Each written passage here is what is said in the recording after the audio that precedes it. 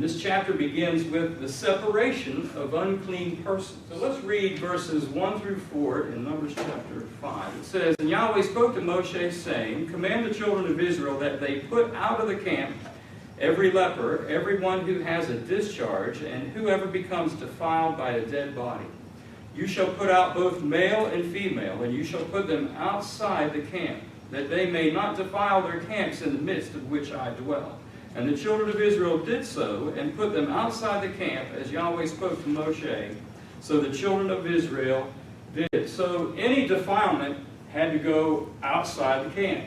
It didn't matter if it was a natural defilement or an unnatural defilement. But the most important reason wasn't only because of contamination, but it was because of the living one who dwelled inside the camp. Now, we can see a parallel of uncleanness and sin here.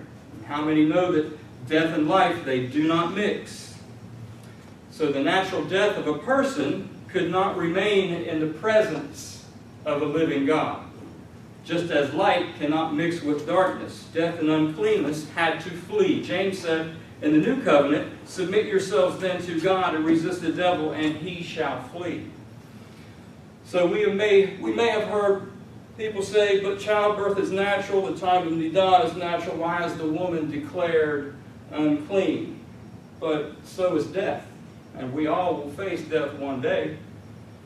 And death, of course, is natural, and even so, it still had to go outside the camp. It's not that the woman is any lesser of value, but what it is showing, what it's revealing to us is the sin nature of man.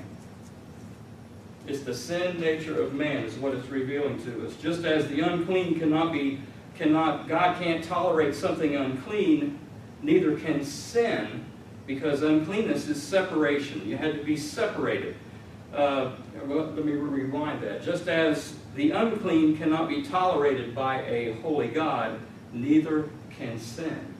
Just as uncleanness separated them in the camp of Yahweh, sin separates men from him as well.